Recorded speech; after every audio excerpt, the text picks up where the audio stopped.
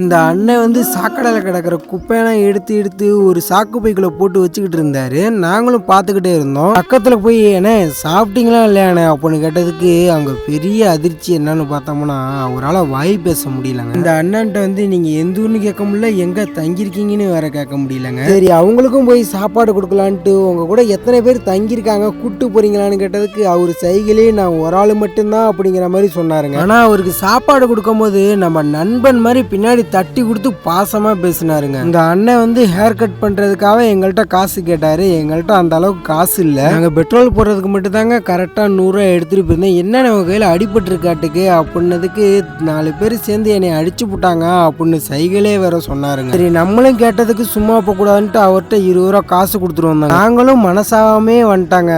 ஆனா இருந்தாலும் அடுத்த வாட்டி போகும்போது அவருக்கு என்ன வேணுமோ கேட்டு அதை நம்ம அப்படியே செஞ்சிடலாங்க. அம்மாவை பிடிச்சா லைக் பண்ணுங்க, அம்மாவை பிடிச்சா கமெண்ட் பண்ணுங்க.